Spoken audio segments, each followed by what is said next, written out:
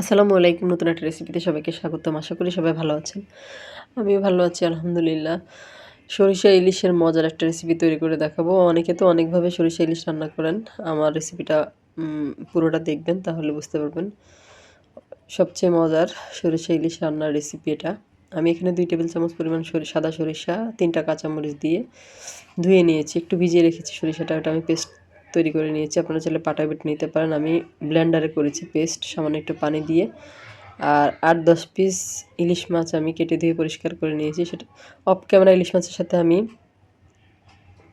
স্বাদমতো লবণ এবং হাফ চা চামচের মতো হলুদ গুঁড়া দিয়ে মাখিয়ে রেখেছি।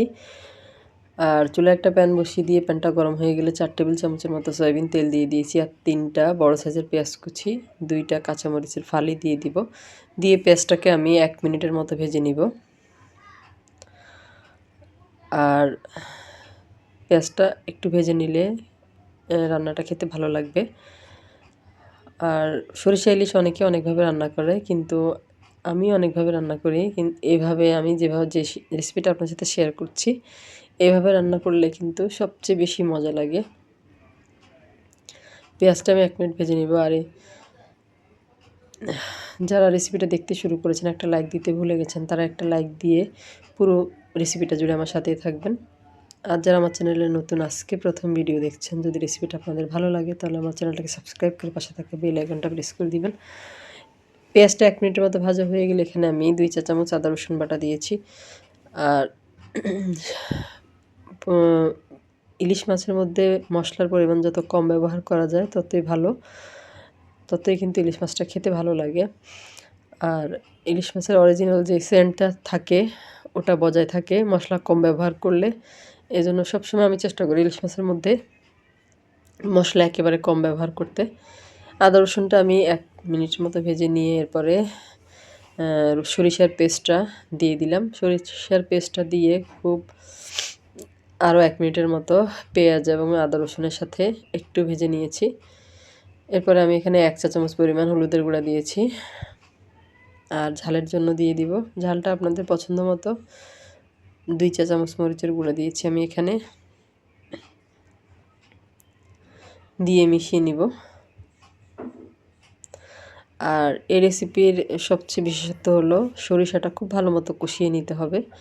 সরিষাটা যত ভালো করে কষাবেন ততই কিন্তু এই রেসিপিটা খেতে বেশি ভালো লাগবে। অর্থাৎ সরিষা ইলিশের যে ঝোলটা হয় ওই ঝোলটা কিন্তু অনেক বেশি মজার হয়।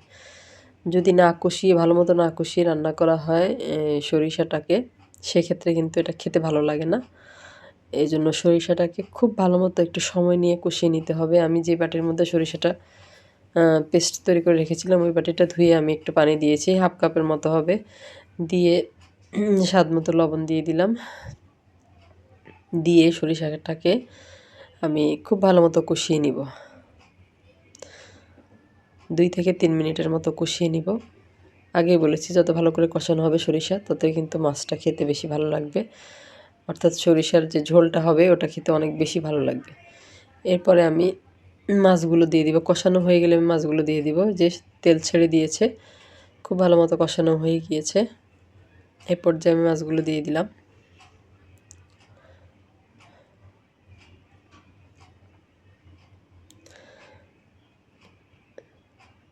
আর এই পর্যায়ে মাছ দিয়ে কিন্তু বেশি নাড়াচাড়া করা যাবে না। আর ইলিশ মাছ অনেক নরম হয়, বেশি নাড়াচাড়া করলে ভেঙে যেতে পারে। এজন্য আমি ঢাকনা দিয়ে ঢেকে এটা আঁচটা মিডিয়াম লো করে দিয়ে ৪ থেকে ৫ মিনিটের মতো কষিয়ে নিয়েছি। মাঝখানে আমি একবার নেড়ে দিয়েছিলাম। এটা কিন্তু আমার খুব ভালো মতো কষানো হয়ে গিয়েছে। এরপরে আমি এখানে গরম পানি দিয়ে দিলাম ২ কাপ পরিমাণ। গরম পানি দিয়ে খুব আস্তে করে নেড়ে চেড়ে মিশিয়ে নিব।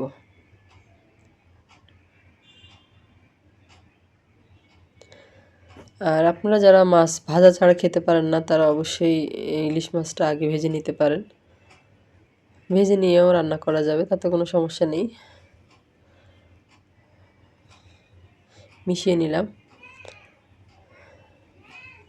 মিশিয়ে নিয়ে ঢাকনা দিয়ে ঢেকে এটা আমি ইলিশ মাছটাতে কিন্তু বেশি সময় লাগে না। এটা আমি আরও মিডিয়াম আঁচে ৪ থেকে ৫ মিনিট রান্না করে নিয়েছি।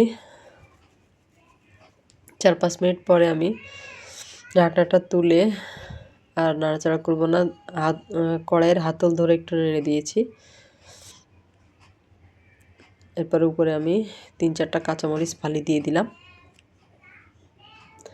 আর দিয়ে দেব একটু ধনেপাতা কুচি। ধনেপাতা আমি এখানে 3 টেবিল চামচের মতো ধনেপাতা কুচি ব্যবহার করেছি। আর রান্নাটা কিন্তু আমার প্রায় হয়ে গিয়েছে।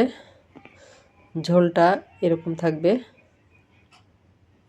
একেবারে বেশি টানাতে যাবেন না, তাহলে কিন্তু এটা খেতে ভালো লাগবে না। একটু সামান্য ঝোল ঝোল রাখলেই কিন্তু এটা ঝোলটা খেতে অনেক বেশি ভালো লাগবে। সার্ভ করে দেখালাম। রেসিপিটা আপনাদের কাছে কেমন লাগলো অবশ্যই কমেন্ট করে জানাবেন। মজাদার সরিষা ইলিশের রেসিপি। সবাই অনেক বেশি ভালো থাকবেন। আল্লাহ হাফেজ।